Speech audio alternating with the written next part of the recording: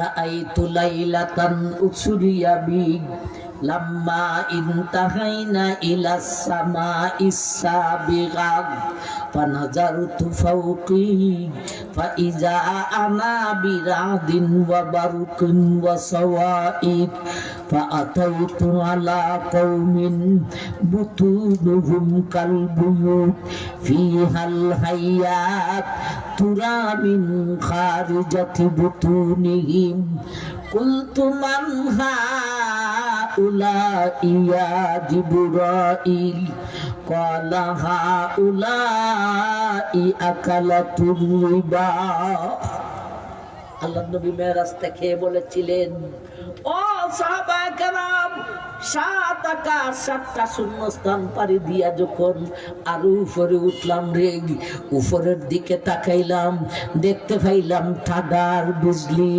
ফাআতাইতু আলা কওমিন, নবী বলেন এরপরে জিবরাইল আমাকে এমন একটা গোত্রের মধ্যে নিয়ে গেলেন, ওই গোত্রে যাইয়া এমন মানুষ দেখতে পাইছি আমি বিশ্ব নবী আমার জীবনে এমন মানুষ দেখতে পাই নাই। এই গোত্রের মধ্যে বেটাও আছে, বেটিও আছে, নারীও আছে, পুরুষও আছে। বুতুনুহুম কালবুয়ুত, কেমন মানুষের রাগ, এক একটা মানুষের পেটটা হইল গোদাম ঘরের সমান। এক একটা মানুষের পেট, বেডাটার পেটটাও গুদাম ঘরের সমান। ওই দলের মধ্যে বেডাও আছে, বেটিও আছে, বেডিটার পেটটাও গুদাম ঘরের সমান। ভাই, গুদাম ঘরটা থাকার ঘর আর খাবারের ঘর থেকে ছোট হয় না আরো বড় হয়? আরো বড় হয়। নবীর কথা এখানেই শেষ না। বুতুনুহুম কালবুয়ুত ফিহাল হায়াত তুরা মিন খারিজাতি বুতুনিহিম। ও আমার উম্মত রে, এরা এক একটা মানুষের পেট তাদের গুদাম ঘরের সমান রে। গুদাম আবার খালি নয়, গুদাম রে জাত করেছে, গুদাম জাত করেছে কি দিয়া? আদা দিয়া না, চাউল দিয়া না, গম দিয়া না, চিনি দিয়া না, এইগুলি দিয়া নয়, 100,000 লক্ষ কোটি কোটি অজগর সাপ দিয়া গুদামটাকে জাত করা হয়েছে। পেটের ভিতরে কুটি কুটি অজগর। আমার ভাইজান, কোন পেটটা যদি গুদাম ঘরের সমান হয় আর গুদামটাও যদি এইভাবে জাত করা হয় সাপ দিয়া, তাহলে এই পেটটা লইয়া দাঁড়াইতে হইলে ফাউ দুইটা কত বড়ই তুইব, বট গাছের সমান না হইল অন্তত তাল গাছের সমান তুইব।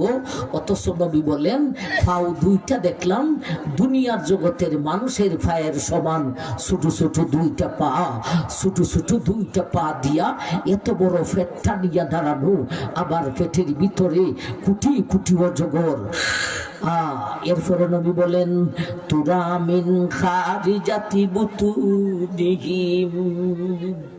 ও দুনিয়ার মানুষ, দুনিয়ার জগতের গুদাম, বাহির থেকে গুদামের ভিতরের মাল দেখা যায় না, কিন্তু এরা যে এদের পেটটা যে গুদাম হইছে, সাপ দিয়া দে গুদাম জাত করা হয়েছে, বাহির থেকে পেটের ভিতরের গুদামের ভিতরের সাপগুলি দেখা যায় খিলখিলি খিলখিলি করতেছে।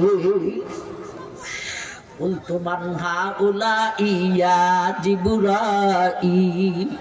নবী বললেন, ও জিবরাইল, আমি বিশ্ব নবী আমার জীবনে এমন মানুষ দেখি নাই, এরা কারা? ক্বালা হাউলাই আকালাতুর রিবা। নবী বললেন, জিবরাইল বললেন, ও গো আল্লাহর হাবিব, এরা হলো দুনিয়ার জগতের সুদখুরার ঘুষখুরের দল। ওই সুদখুরার ঘুষখুরের দলটিকে কাল কিয়ামতের দিন হাসরের মাঠে এমন ভাবে দাঁড় করানো হইব, পেটটা হবে গুদাম ঘরের সমান, ওই পেটের ভিতরে কোটি কোটি অজগর সাপ ঢুকাইব, বাহির থেকে মানুষ এদের পেটের ভিতরের সাপগুলো দেখতে থাকিব, খিলখিলি খিলখিলি করতেছে। এরা হলো দুনিয়ার জগতের সুদখুর আর ঘুষখুরের দল।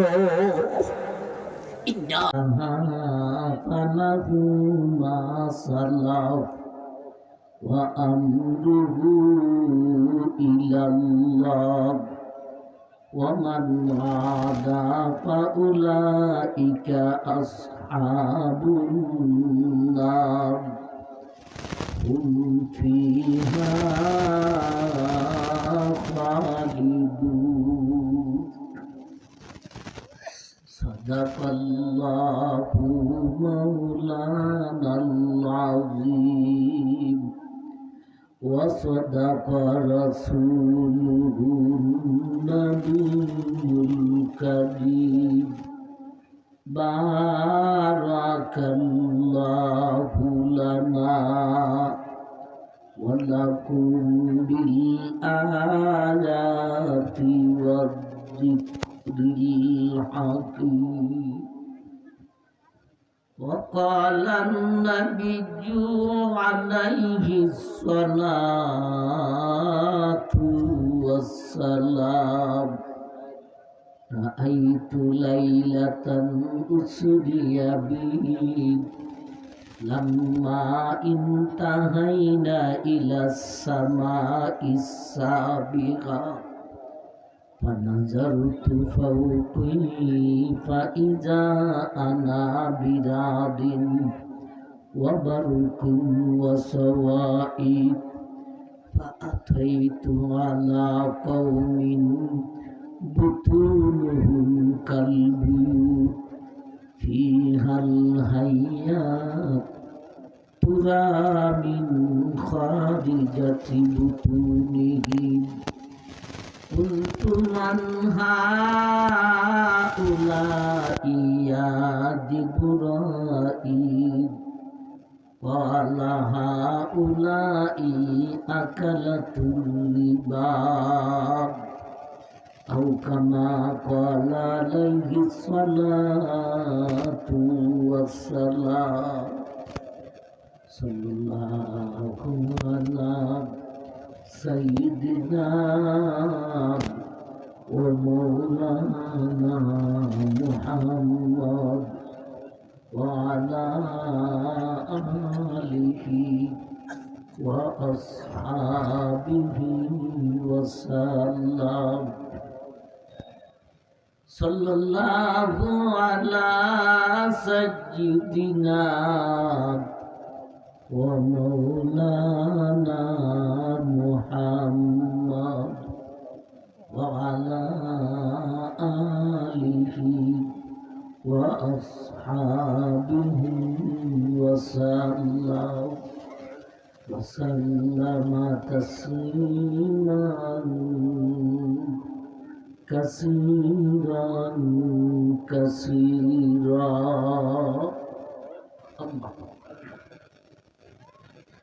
শ্রদ্ধেয় জনাব সভাপতি সাহেব, দিগর উলামায়ে কেরাম, মুরব্বিয়ান আযম, পর্দানিশিন মা ও বোন, উপস্থিত দিন দরদি সুধী সমাজ, আমার ভাই, আপনাদের ফাইলগাঁও তরুণ সমাজ কল্যাণ সংস্থার উদ্যোগে 11তম বার্ষিক তাফসীরুল কোরআন মাহফিল উলামায়ে কেরাম আলোচনা করেছেন। আমার পরে আরো উলামায়ে কেরাম আলোচনা করবে। এখানে অধিবেশনে দিনই কিছু আলোচনা রাখার জন্য কর্তৃপক্ষের আবদার। কর্তৃপক্ষ আমাকে আবদার জানাইছে সুদ ঘুষের ভয়াবহ পরিণাম এ বিষয়ের উপর আলোচনা রাখার জন্য। এ বিষয়ের উপর আলোচনা রাখার জন্য আমি আমার খুতবাতে সূরা বাকারা 275 নম্বর আয়াতখানা তিলাওয়াত করেছি। তারই পাশাপাশি নবীজির একখানা হাদিসও পাঠ করেছি। একে সামনে রেখে সুদ ঘুষের ভয়াবহ পরিণাম নিয়ে কিছু কথা আপনাদের সামনে উপস্থাপন ইনশাআল্লাহ। আপনারা বসছেন সুন্দর হইয়া, মাশাআল্লাহ। আরেকটু সুন্দর হওয়ার ডান সামনে ফাঁকা জায়গা আছে, এই ফাঁকাটাকে একটু বন্ধ করে বসেন। আর সুদ ঘুষের আলোচনায় মেহেরবানি করে কেউ উঠবেন না।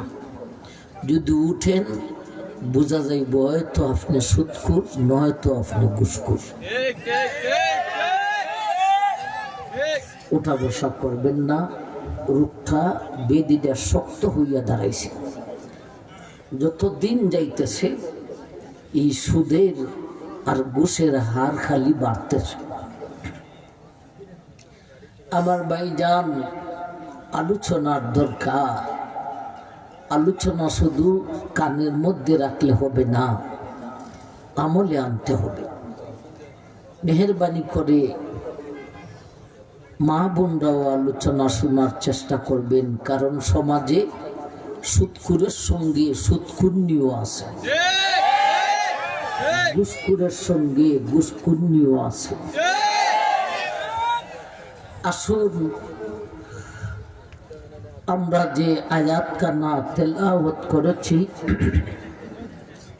আয়াতখানাকে কয়েক ভাগে ভাগ করব, বিষয়টাকেও কয়েক ভাগে ভাগ করে বিষয়ের এক একটা ভাগ আয়াতের এক একটা ভাগের মাধ্যমে আমরা উপস্থাপন করব ইনশাআল্লাহ।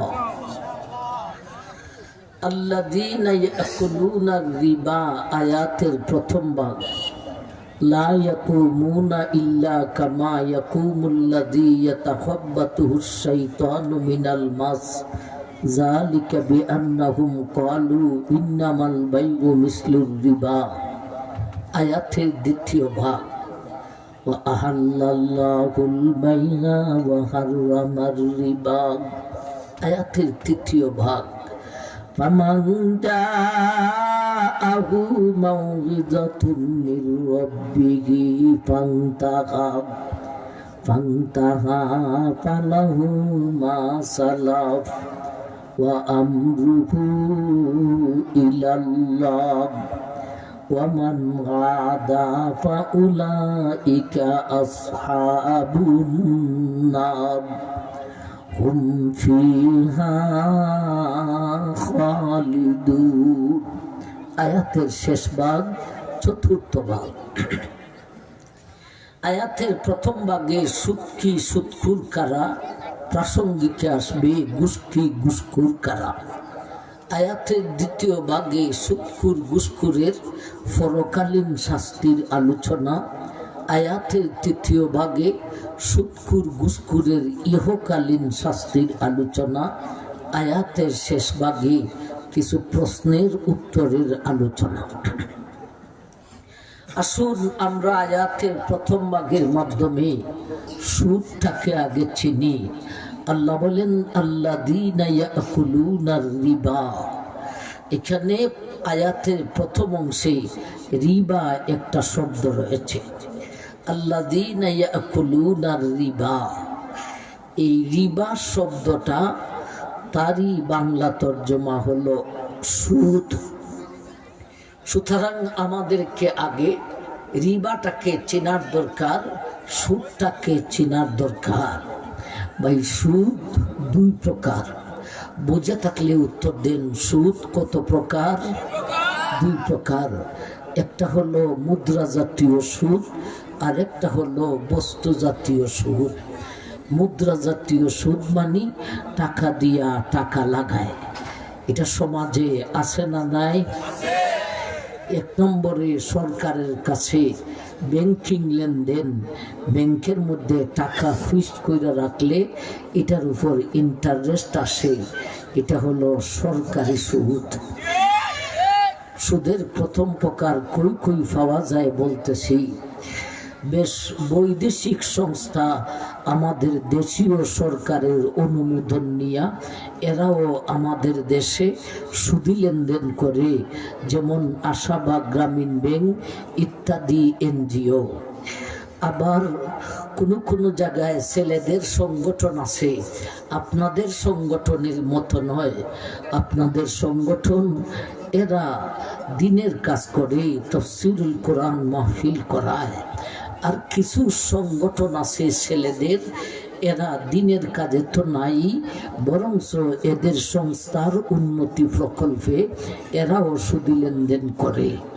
আবার ব্যক্তিগতভাবেও সুদি লেনদেন করে আমার ভাই টাকা লাগায়, টাকা নেয়, টাকা দেয়, আছে না নাই?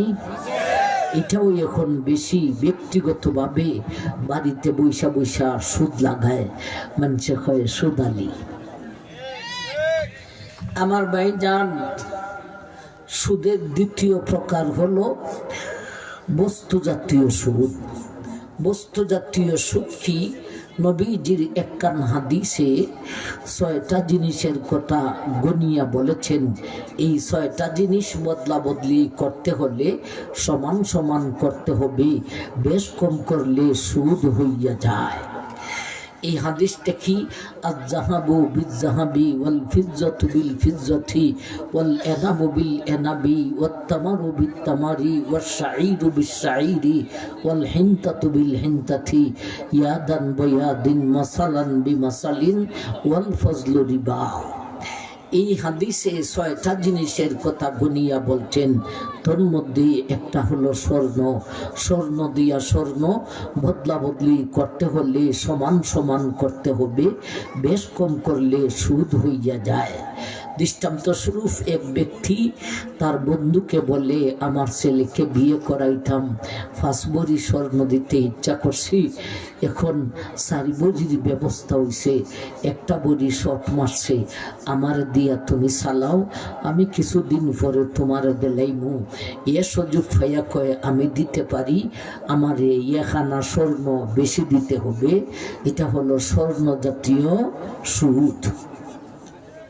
আমার ভাইজান, এই যে হাদিসটা 6টা জিনিসের কথা গনিয়া বলছেন, এই হাদিসটা আসলে ল জাতীয় হাদিস। বলতে কোরআন এবং হাদিসে সমস্ত মশালা, শত হাজার লাখ ও কোটি মশালা জোড়া জোড়া করে বর্ণনা পাওয়া যাবে না, তাইলে 30 পারার কোরআনে হবে না আমার ভাই। তবে কোরআনে ল জাতীয় আয়াত আছে, হাদিসেও ল জাতীয় হাদিস আছে। ওই আয়াত আর হাদিসের উপর ভিত্তি করে মুজহাবের ইমাম মশালা বাহির করেছেন, এজন্যে মুজহাব মানতে হয়। মুজহাব না মানলে মুজহাবের ইমামগণ যেই সমস্ত আয়াত আর হাদিসের উপর ভিত্তি করে মশালা বাহির করেছেন, এ জাতীয় হাজারো মশালা মানা হবে না। মুজহাব না মানলে যেই হাদিসের উপর ভিত্তি করে মশালা বাহির করছেন, এই হাদিসটাও মানা হবে না। মুজহাব না মানলে যেই আয়াতের উপর ইস্তেমবাদ করে মশালা বাহির করেছেন, এই আয়াতটাও মানা হবে না। সুতরাং মুজহাব না মানলে হাজারো মশালা মানা হয় না, মুজহাব না মানলে অনেক হাদিস মানা হয় না, মুজহাব না মানলে অনেক আয়াত মানা হয় না। এখন বলেন, যারা অনেকগুলি আয়াত মানে না, অনেকগুলি হাদিস মানে না, এরা আহলে হক না আহলে বাতিল? এরা নাম দিছে, এরার নাম বিলে আহলে হাদিস। হাদিস মানেই না, আবার নাম দিছে আহলে হাদিস। আমি কই, তোমরা আহলে হাদিস নয়, তোমরা হলে আহলে খবিস। আমার ভাই, এখন যে একখান হাদিস পড়লাম, 6টা জিনিসের কথা নবীজি গনিয়া বলেছেন, এই হাদিসটাও ল জাতীয় হাদিস। এই হাদিসের উপর ভিত্তি করে মুজহাবের ইমাম মশালা বাহির করেছেন। কি মশালা? এই হাদিসে যে 6টা জিনিসের কথা বলেছেন, এই 6টা জিনিস এমন, এই 6টার জিন্স হইল এক, জাত হইল এক, এবং ওজন করার মাপ দেওয়ার পদ্ধতিও এক। বস্তু মাপনের বিভিন্ন পদ্ধতি আছে। কোনো বস্তু মাপে হেরফুরা টুকরি দিয়া, কোনো বস্তু মাপে ফাল্লা হাত্তর দিয়া, কোনো বস্তু মাপে ফিটাই দিয়া, কোনো বস্তু মাপে লিটার দিয়া। বস্তু মাপার বিভিন্ন পদ্ধতি আছে। এই হাদিসে যেই 6টা জিনিসের কথা বলেছেন, এই 6টা জিনিস এমন, এই 6টি জিনিসের মাপ দেওয়ানের ওজনের পদ্ধতিও এক। তাইলে এই হাদিসে 2টা কথা হইলাম, একটা হলো জিনিসের জিন্স এক, জাতও এক, ওজন করার পদ্ধতিও এক। এমন জিনিস বদলা বদলি করতে হলে সমান সমান করতে হবে, বেশ কম করলে সুদ হইয়া যায়। এটা হলো মুদ্রা জাতীয় সুদ। দৃষ্টান্ত স্বরূপ আপনি বাইকে বললেন আমারে 5টা মন দান দিয়া চালাও, আমি তোমারে 1টা মাস পরে দিলাইমু, আমার ক্ষেতে ফসল ডালাই গেছে। লোকটায় সুযোগ পাইয়া কয় দিতাম পারি, আমারে 1/2 মন দান বেশি দিতে হবে। এটা হলো দান জাতীয় সুদ। এই হলো সুদের 2টা প্রকার, একটা হলো টাকা জাতীয় সুদ আর একটা হলো বস্তু জাতীয় সুদ। টাকা দিয়া টাকা লাগায়, বস্তু দিয়া বস্তু লাগায়। এখন আসেন এই 2টার পাশাপাশি আরো 2টা সুরত আছে কুনাকুনি। টাকা দিয়া বস্তু, বস্তু দিয়া টাকা। টাকা দিমু আগে, বস্তু দিবেন পরে, বস্তু দিবেন আগে, টাকা দিমু পরে। এই 2 সুরতে সুদ হয় না। টাকা দিব আগে, বস্তু দিবেন পরে। দৃষ্টান্ত স্বরূপ আমি আপনাকে 1000 টাকা দিব, আপনি 6 মাস পরে আমাকে 3 মন দান দিবেন। 1000 টাকা দিয়া 3 মন দান পাওয়া যায় না, তথাপিও আপনি যাই না বুঝা আমারে দিতেছেন কেন? আপনি বিপদের সময় টাকাটা পাইছেন এবং 6টা মাস কাটাইতে পারতেছেন। এটাকে আরবিতে বলে বেইলা চলম। আমাদের হবিগঞ্জের এটা তো হবিগঞ্জ না, সোনাগঞ্জ। আচ্ছা যাই হোক, বৃহত্তর সিলেটে এটারে কয় লগ্নি, ঠিক না? ঠিক। এই লগ্নিটা হইল জায়েজ। টাকা দিব আগে, বস্তু দিবেন পরে। আর একটা হলো বস্তু দিবেন আগে, টাকা দিব পরে। আপনার দোকান থেকে আমাকে 50 লক্ষ টাকার মাল দিবেন এই শর্তের উপর যে আমি 6 মাস পরে টাকাটা পরিশোধ করিব। ভাই আপনি 1 লাখ টাকা বেশি দূরে লাইছেন, আমিও জানিয়া বুঝেই আনতাছি। অন্যখান থেকে বা এখান থেকে ওই নগদ ঠেকাইদা যাচাই বাছাই হইরা নিলে 1 লাখ টাকা বাঁচত। বেটা 6 মাসের বাকি দিছে, বেটা তো কিছু ধরবই। কথাটা ঠিক না? ঠিক। এটাকে আরবিতে বলে বাইয়ে মুআজ্জল আন্দিয়া নয় হামজা দিয়া, অর্থাৎ বাকি বিক্রি। এই পর্যন্ত 4টা সুরত কইলাম, 4টা মশালা কইলাম। একটা হলো টাকা দিয়া টাকা, আরেকটা হলো বস্তু দিয়া বস্তু, আরেকটা হলো টাকা দিমু আগে, বস্তু দিবেন পরে, আরেকটা হলো বস্তু দিবেন আগে, টাকা দিমু পরে। এই 4 সুরতের মধ্যে 2 সুরতে সুদ হয় আর 2 সুরতে সুদ হয় না। তাইলে আমার ভাই 4টা মশালা কইলাম। আসলে আমি যদি সুদের মশালাই বলতে থাকি, আজকের অধিবেশন এখানেই শেষ হয়ে যাব। আমাকে মশালা বলার জন্যে বসানো হয় নাই, আমাকে বসানো হয়েছে সুদ ঘুষের ভয়াবহ পরিণাম আলোচনা করার জন্য। সুতরাং সুদ ঘুষের ভয়াবহ পরিণাম বোঝার জন্যে যে কয়টা মশালা বোঝার দরকার, না বুঝলে হয় না, এই কথা বুঝাইলাম। 2 সুরতে সুদ হয় আর 2 সুরতে সুদ হয় না। এই হলো এতক্ষণে রিবা শব্দ শুনলাম। আয়াতের প্রথম অংশের শব্দ রিবা, রিবা শব্দের অর্থ হলো সুদ। সুদটা শুনলাম কি? টাকা দিয়া টাকা লাগায়, বস্তু দিয়া বস্তু লাগায়। এই 2 সুরতে হয় সুদ। এখন আসুন আমার ভাই, সুদ চিনলাম, সুদখোর চিনার দরকার। কথাটা ঠিক না? ঠিক। কারণ আয়াতের 2য় অংশে পরকালীন শাস্তি আর 3য় অংশে ইহকালীন শাস্তি। এই শাস্তিটা আমার ভাই জান সুদের হয় না সুদখোরের হয়? বলেন। সুদখোরের। সুদের কোনো শাস্তি নেই। সুদ যে চোখে দেখা যায় না, হাত দিয়ে ধরা যায় না। যদি দেখতাম আর ধরতে পারতাম, তাইলে মাইকুক ফালাইয়া যাকতে ধরিলেন নে, তোর কারণে কত বেটা কত বেটি দুজখ যাইব। কিন্তু ধরা যায় না, দেখা যায় না। ধরা দেয়, দেখা যায় সুদখোরকে। সুতরাং শাস্তিটা সুদের নয়, শাস্তিটা হবে সুদখোরের। সুদ চিনলাম, এখন সুদখোর চিনার দরকার। আমার ভাই, এক হাদিসে পাওয়া যায় আল্লাহ রসুল বলেছেন, একটা সুদি লেনদেনে 5টা সুদখোর হইতে পারে। এই ফাঁসুদির উপর আল্লাহ রসুল বিশ্বনবী লানত দিয়েছেন। নাউজুবিল্লাহ। লানা রাসূলুল্লাহি সাল্লাল্লাহু আলাইহি ওয়াসাল্লাম আকিলার রিবা ওয়া মুকিলাহু ওয়া কাতিবাহু ওয়া শাহিদাই। ও দুনিয়ার মানুষ, একটা সুদি লেনদেনে 5টা সুদখোর হইতে পারে রে।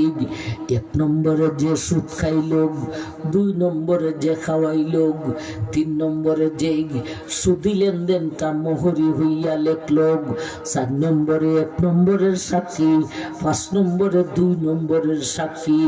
একটা সুদি লেনদেনে এই 5টা সুদখোর হইতে পারে। নবী বলেন এই 5 সুদের উপর আমি বিশ্ব নবীর লানত। একটা সুদি লেনদেনে কয়টা সুদখোর হইতে পারে? 5টা।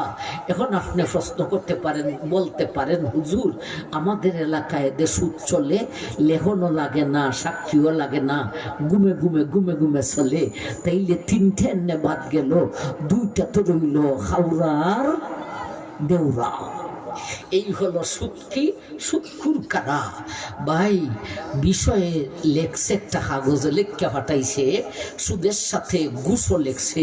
আর এটা স্বাভাবিক, সুদের বিষয় দিলে ঘুষও সাথে দেয়। তবে ঘুষের আলোচনা এই আয়াতে নাই, এই আয়াতে তো নাই। এমনকি ঘুষের আলোচনা সারা কোরআনেও নাই। ঘুষের আলোচনা নবীজির হাদিসে আছে। তবে আমরা সুদের সাথে ঘুষের আলোচনা এই আয়াতের মাধ্যমে কইরা থাকি। এর কারণ কি? এই আয়াত হলো সুদখোরের শাস্তির আলোচনা। আর এক হাদিসে আল্লাহ রাসূল বলেছেন সুদখোরের যে শাস্তি হবে ঘুষখোরেরও একই শাস্তি হবে। সুতরাং এই আয়াতটা যদি সুদখোরের শাস্তির আলোচনা হয়ে থাকে, ঘুষখোরেরও একই শাস্তি হবে।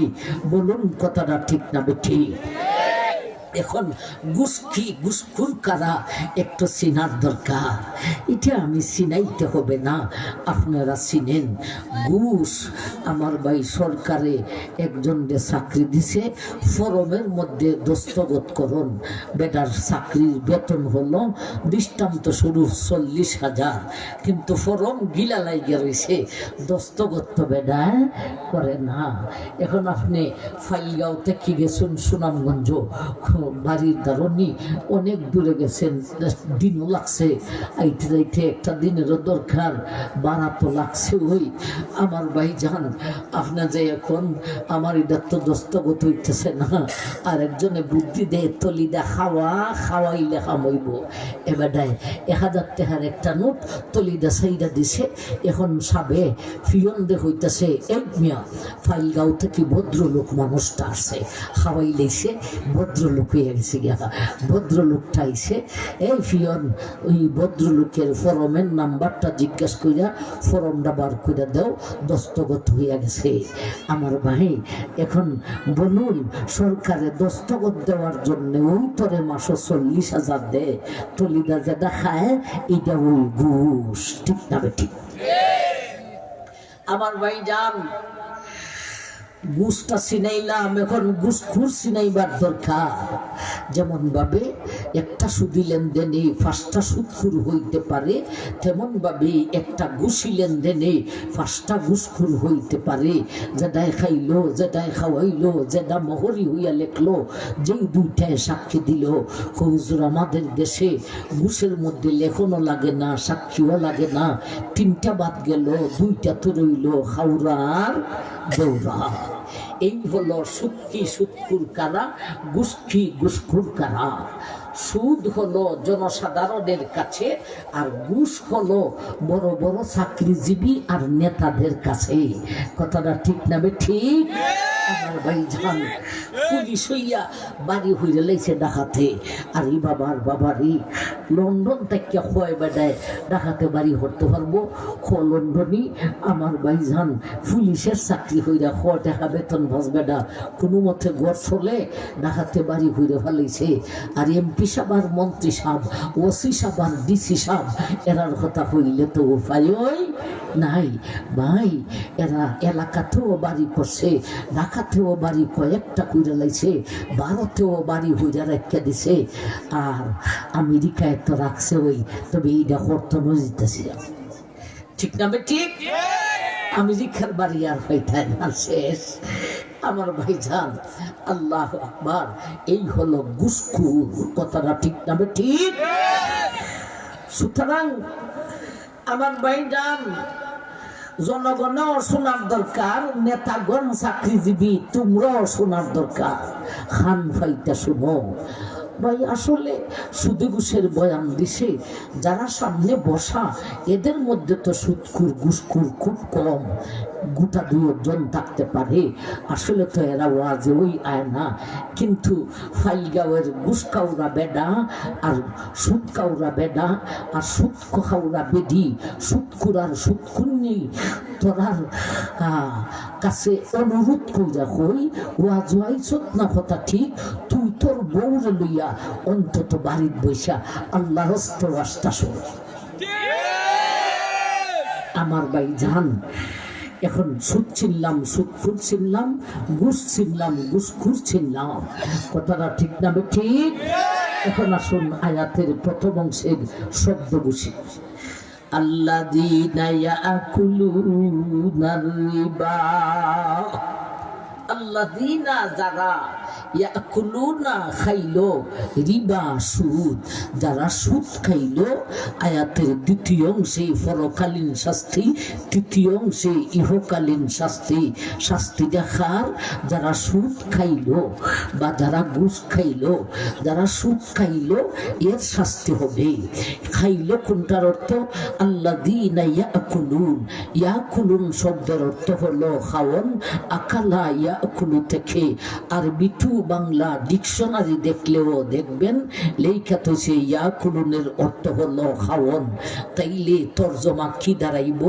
সুদি লেনদেন করে লভ্য অংশ দিয়া কিছু কিনা খাওন হইল হারাম। আর যদি না খাইয়া সুদের টাকা দিয়া অন্য কিছু করে, গাড়ি কিনলো, বাড়ি কিনলো, ক্ষেত কিনলো, খাইলো তো না। সুতরাং হারামও হওয়ার কথা না, শাস্তিও হওয়ার কথা না। জোরে সুরে সবাই বলেন নাউজুবিল্লাহ। আমার ভাইজান, কথায় কি এসে সুদের টাকা খালি খাওয়ানোই হারাম, আর গাড়ি কিনন, বাড়ি কিনন, ক্ষেত কিনন জায়েজ। এটা তোয়াজ করতে পারলে আমাকে বিশ্বের বিভিন্ন রাষ্ট্র থেকে, আমেরিকা থেকেও আমাকে ওয়েলকাম জানাইব। ঠিক না ঠিক? আমার ভাইজান, আসলে কোরআনের তাফসীর কিভাবে করতে হয়? আল্লাযীনা ইয়াকুলুনার রিবা আয়াতের প্রথম অংশ। ভাই, কোরআনের তাফসীর করার কতগুলি বিধিবিধান আছে। আসলে বর্তমানে বাংলাদেশ কেন, সারা পৃথিবীর বুকে কোনো মুফাসসির নাই। দিশি আগুন লাগাইয়া মিরফিরি সুডুমুডু বেডালা, বড় বেডা কোনো বেডা তাহলে আইয়া আগুনটা নিভাইয়া। আমার ভাই, মুফাসসির জগতে কেউ নাই। মুফাসসির হলেন মাত্র 2 দল মানুষ। একদল হলেন সাহাবায়ে কেরাম, আর একদল হলেন মুজহাবের ইমাম। ওই 2 দলে যেই তাফসীরটা করেছেন, আমরা সেই তাফসীরটা জনগণের সামনে শুনাইয়া দেওয়া হইল আমাদের অধিকার। আর যদি এছাড়া নিজে নিজে তাফসীর করতে যাই, ডিকশনারি দেখা নিজে নিজে তাফসীর করতে যাই, আল্লাহ রাসূল বলেছেন, মান ফাসসারাল কুরআনা বিরাইহি ফালইয়াতাবাওয়া মাকআদাহু মিনান নার। এর ঠিকানা হবে দুজকে। আল্লাহ হাসরের মাঠে বক্তারে ডাকতে হইব, ইজাতের বক্তারে ডাকিয়া হইব, যে নিজের ব্যক্তিগত ভাওয়ারে তাফসীর করে, এরে ডাকিয়া হইব, আয়রে বক্তা, তোরে দুজকের আগুনে পালাইয়া বানাইব তক্তা। আমার ভাইজান, তাইলে আমরা যে মুফাসসির হন, আমরা আসল মুফাসসির না। আমরা খাম কি জানেননি?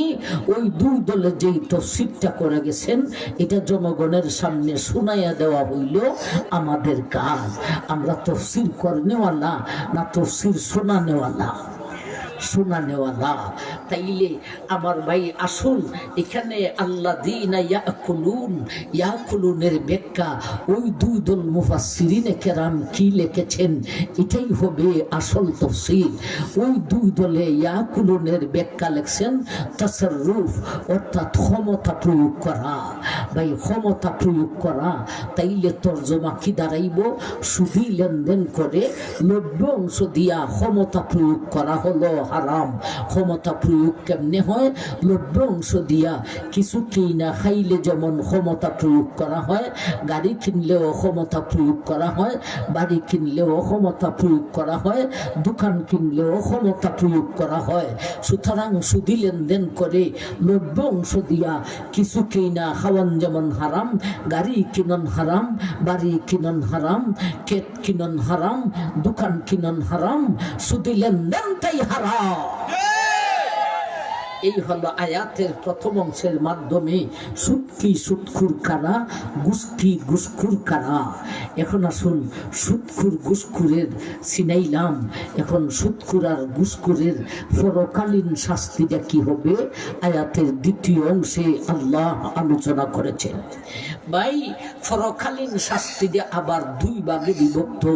একটা হলো আল্লাহর আদালতের বিচারের আগের শাস্তি, আর একটা হলো আল্লাহর আদালতের বিচারের পরের শাস্তি। আল্লাহর আদালতের বিচারের আগের শাস্তি মানে একটা না 50,000 বৎসরের সমান হাসরের মাঠে দাঁড়িয়ে থাকার পরে আল্লাহর আদালতের বিচার হবে।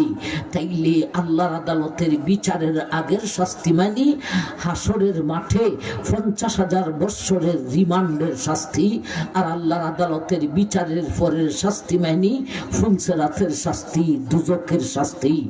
আয়াতের দ্বিতীয় অংশে পরকালীন শাস্তির কথা আলোচনা করেছেন বটে, তবে আল্লাহর আদালতের বিচারের আগে কোন শাস্তি হবে হাসরের মাঠে তার আলোচনা করেছেন। আল্লাহর আদালতের বিচারের পরে সুদখুর ঘুষখুরের কোন শাস্তি হবে আজকের আয়াতে আলোচনা করেন নাই। তৃতীয় অংশে ইহকালীন শাস্তির আলোচনা করেছেন।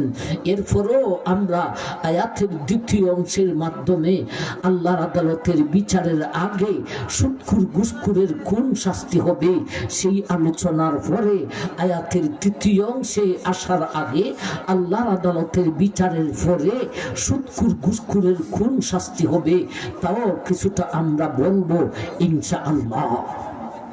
আসুন আয়াতের দ্বিতীয় অংশের মাধ্যমে সুদখুর ঘুষখুরের হাসরের মাঠে কোন শাস্তি হবে আমরা শুনি। লা ইয়াকুমুনা ইল্লা কামা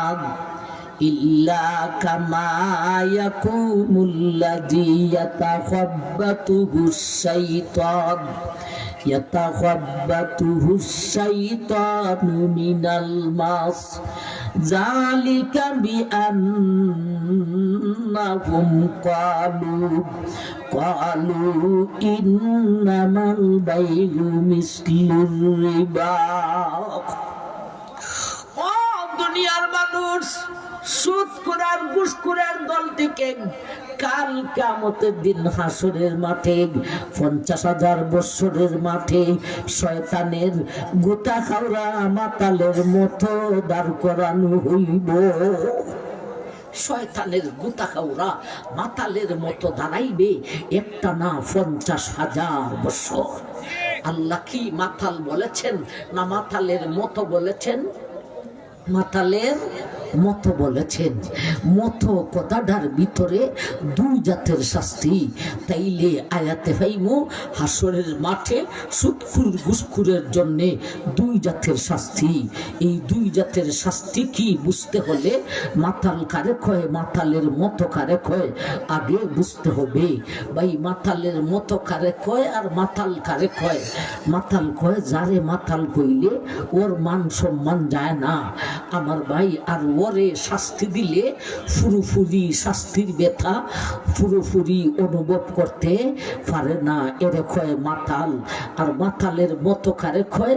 যারে মাতাল হইলে এ বুঝে আজকে আমারে মাতাল হইয়া লাইছে, আমারে অপমান করে লাইছে, আমার মান সম্মান শেষ করে লাইছে, আর ওরে শাস্তি দিলে প্রতিটা শাস্তির দুঃখ ব্যথা পুরোপুরি অনুভব করিতে পারে, এরে কয় মাতালের মতো।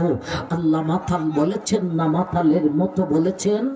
মাতালের মতো বলেছেন। মাতালের মতো কথাটার ভিতরে দুই জাতের শাস্তি।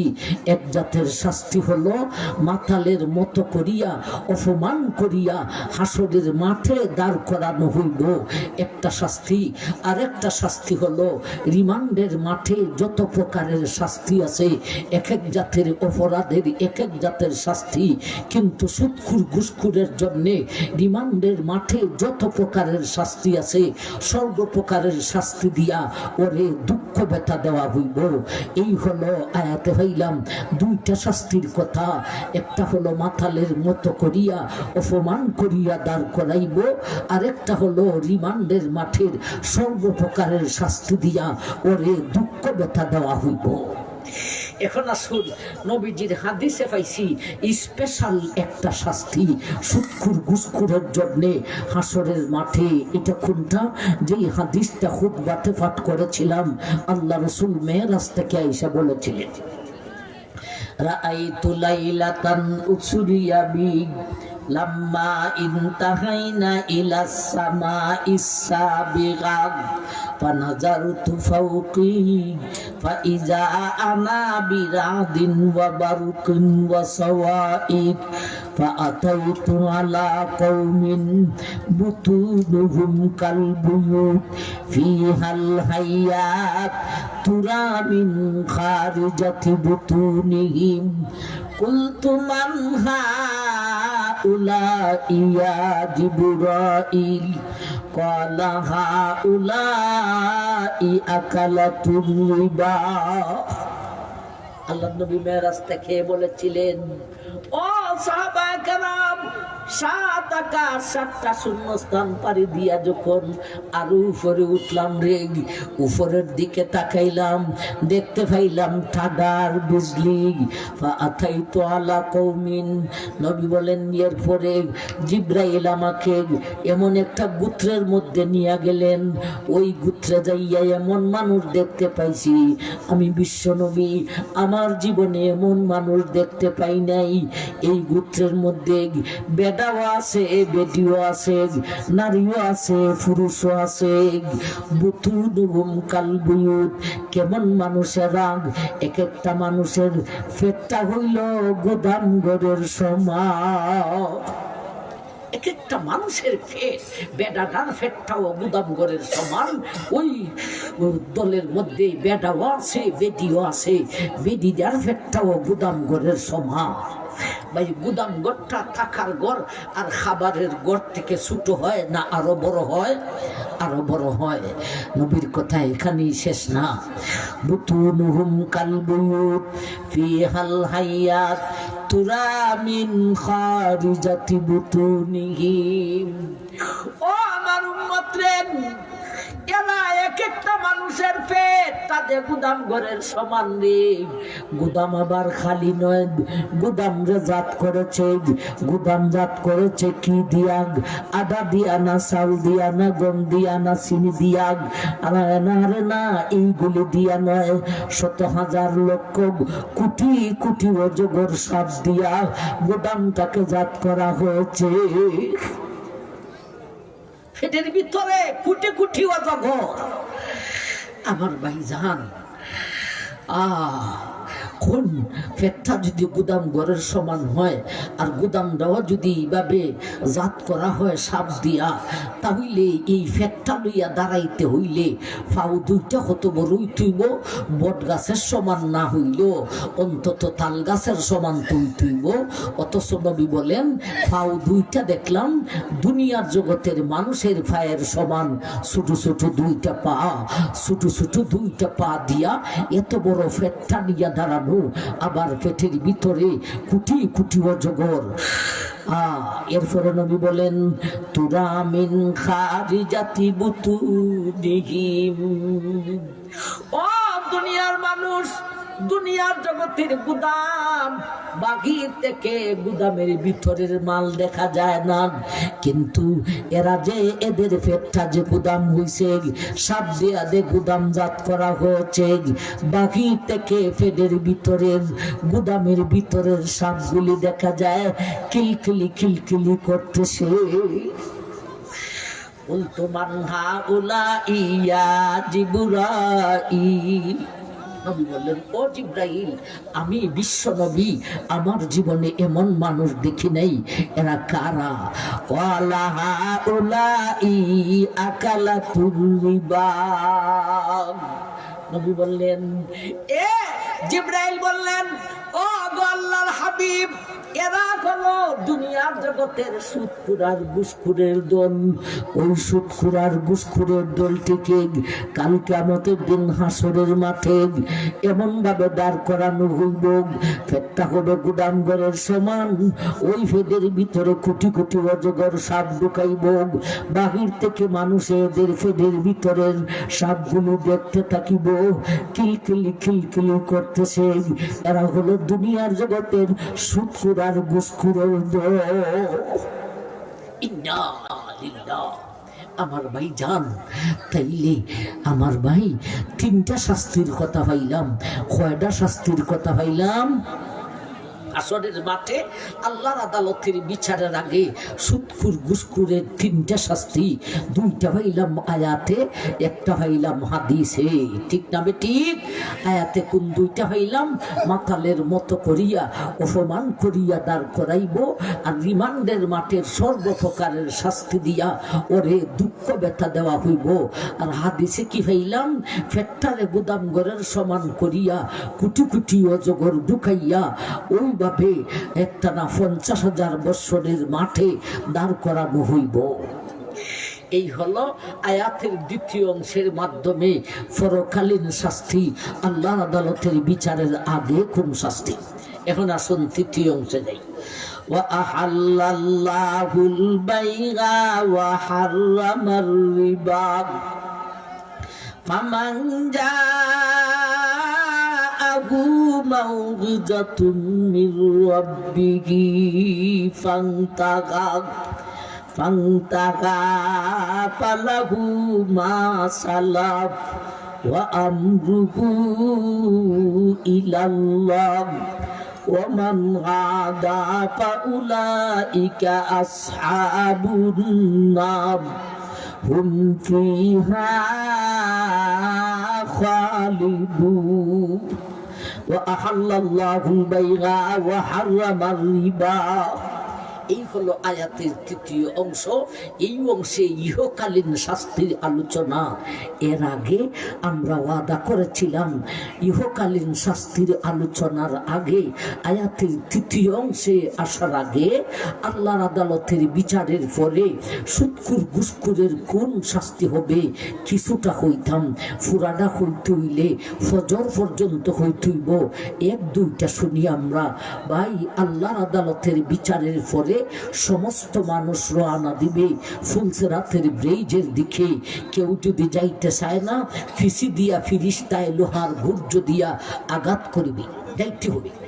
وَإِن مِّنكُمْ إِلَّا وَارِدُهَا كَانَ عَلَى رَبِّكَ حَتْمًا مَّقْضِيًّا।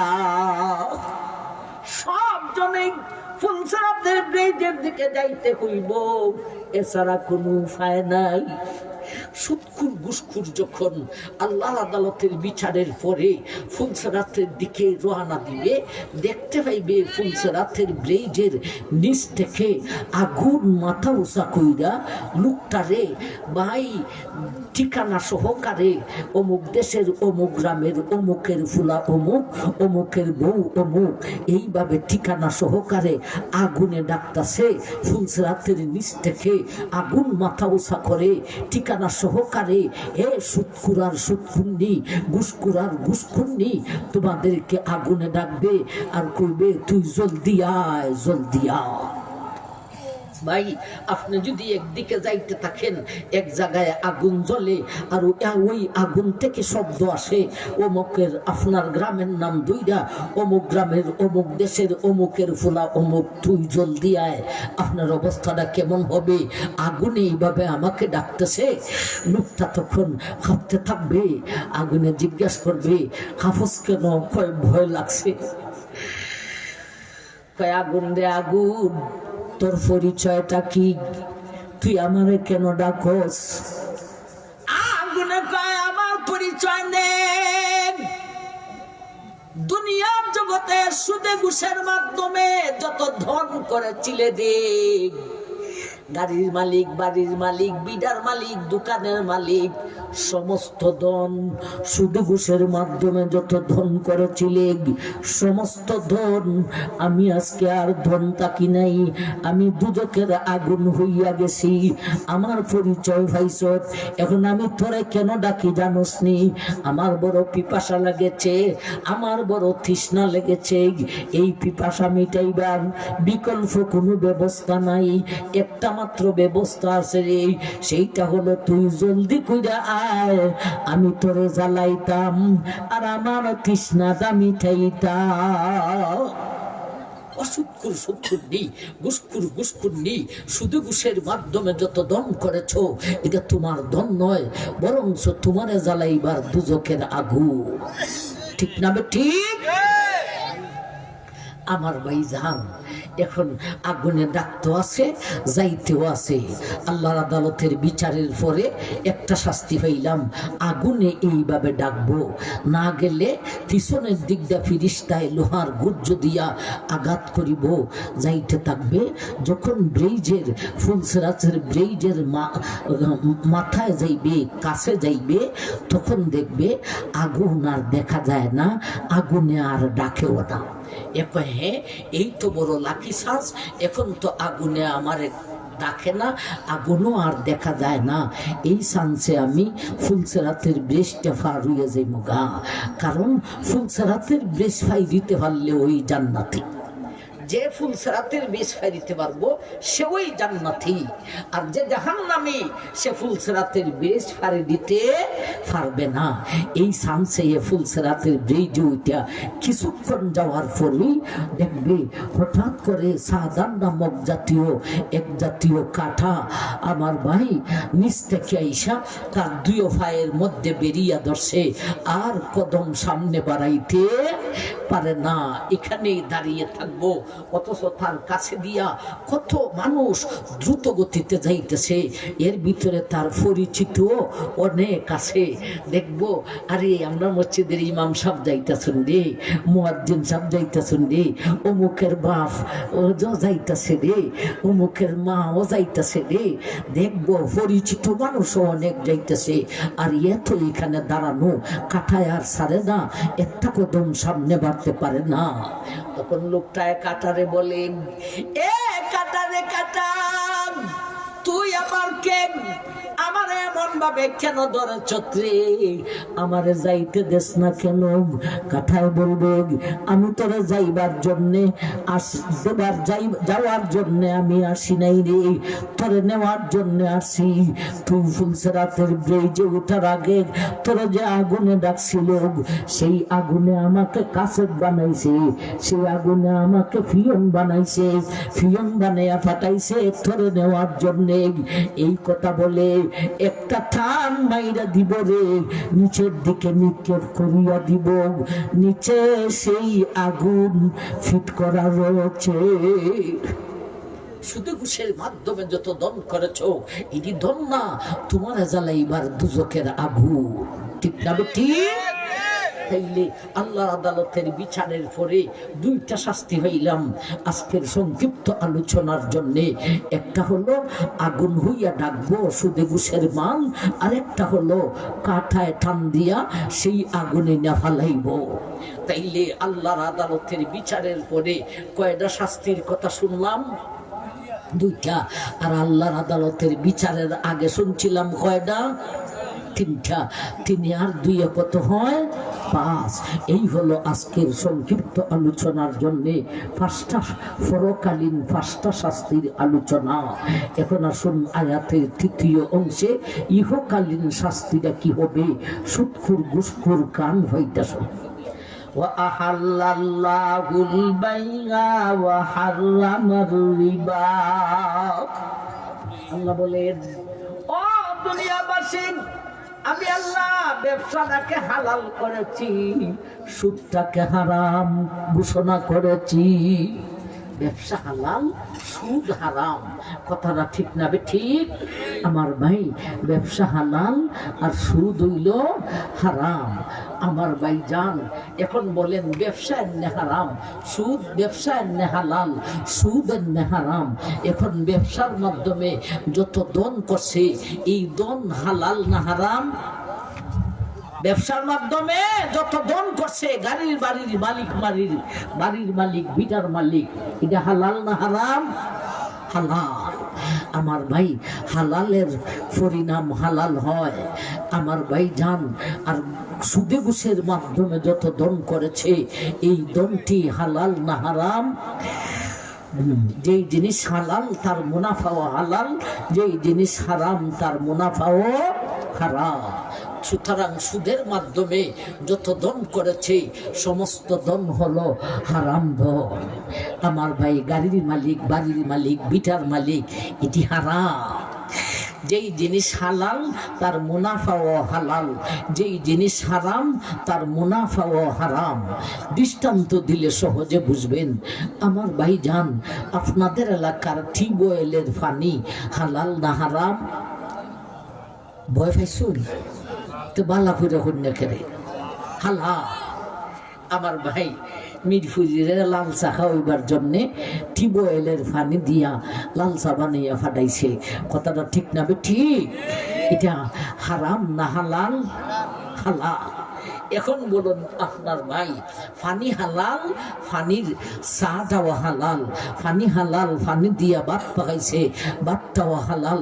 যেই জিনিস হালাল তার মুনাফাও হালাল, পানি হালাল, হালাল ফালি দিয়া তরকারি পাকাইছে, তরকারিটাও হালাল, লাল চা বানাইছে, এটাও হালাল।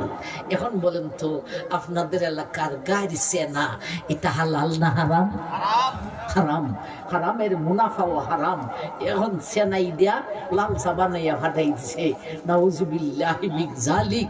লিগার কম দিলেও হইব, কারণ এটার মধ্যে লিগার এমনি থুই থাকে। কথাটা ঠিক না ঠিক? আমার ভাই জান, এখন 2টা কাপ চা, লাল চা, 2টা কাপ লাল চা আনছে। একটা হলো পানির চা, একটা হলো সেনার চা। দেখতে কি দুই জাত দেখা যায় না একেবারে এক জাত? দুই জাত না এক জাত দেখা যায়? দেখতে হঠাৎ দেখা যায় এক জাত, অথচ বাস্তবে এক জাত। একটা মুখে দিয়ে সাদা খুব দারুণ হয়েছে, আরেকটা মুখে দিয়ে ও ভাই। আমার ভাই জান, এইভাবে হালাল দন আর হারাম দন, সুদের দন আর হালাল দন ভাই একখানো করলে দেখতে যদিও এক জাত দেখা যায়। এক ভাই একটা গাড়ি কিনছে, ধরেন 50 লক্ষ টাকা দিয়া। আমার ভাই জান, এখন জ্বলা উঠছে, বাইর বউয়ের জ্বলা উঠছে। বাইর দন দেখা বাইর জ্বলে না বউয়ের জ্বলে? বউয়ের জ্বলে, ঠিক না ঠিক? বাইরে জ্বলে না। বউয়ে খালি ঘুমাইয়া কয়ে হেরা গাড়ি কিনছে, আমরা গাড়ি কিনতাম না। জামাইয়া কয়ে হেরা গাড়ি কিনছে, আমরা গাড়ি কিনতাম না। হেরা ঠেকা আছে গাড়ি কিনছে, আমরা ঠেকা আসেনি। বিধি প্রতিদিন এইভাবে ঘুমাইলে পরে বেটারে ধরে। একদিন এমন ধরা দৌড়ছে রে ভাইয়া, আর সুডার মতো না। আমরা হেরা গাড়ি কিনছে, আমরা গাড়ি কিনতুইব। বাবা রে, এমন ভাবে ধরছে বেদায় রাগের সুদে করবো কি? পরের দিন ওই ব্যাংক থাকি সুদের উপরে টাকা লইয়া 50 লক্ষ টাকা দেয়া এ বেদায় গাড়ি একটা কিনে লাইছে। এরার গাড়ি 1.5 লাখ, 2টা গাড়ি এক কালারের, এক ডিজাইনের, একেবারে খালি নাম্বার প্লেটটার মধ্যে নাম্বারটা খালি বেশ কম, আর কোনো বেশ কম নাই। দেখতে দুটা 2 জাত দেখা যায় না এক জাত দেখা যায়? এক জাত। বাস্তবে কি এক জাত না 2 জাত? বাস্তবে কি? একটা হলো পানির ছায়ের মতো, একটা হলো পানির ছায়ের মতো, আর একটা হলো সেনার ছায়ের মতো। কথা বুঝো আইছে না আইছে না? তাইলে সুদে ঘুষের দনের অবস্থাটা হলো এই রকম, পজিশনটা হলো এই রকম। দেখতে যদিও এক জাত দেখা যায়, কিন্তু একটা পানির ছায়ের মতো আর একটা সেনার ছায়ের মতো। আর যাই না রাখুন, এই ধন দুনিয়ার জগতে বেশি দিন থাকে না, যতদিন থাকে এই ধনের মাধ্যমে শান্তিটা আসে না। আর না আমার ভাই, এই হলো দুনিয়াও বরবাদ, আখিরাতও বরবাদ। কথাটা ঠিক না বেঠিক? যেটা এত বড় ক্ষতি দুনিয়াতেও আখিরাতেও, এটা করার দরকার না ছাড়ার দরকার? ছাড়ার দরকার। আল্লাহ আমাদের সমাজে সুদখোর, আল্লাহ এই সমাজে যত সুদখোর আছে হেদায়েত করো, এরা যেন আজকের আলোচনাকে ভিত্তি করে ভয় পাইয়া সুদঘুষ ছাড়িয়ে দিতে পারে, এদেরকে তৌফিক দান করুন। আমিন। ওয়া আখিরু দাওয়ানা আনিল হামদুলিল্লাহ।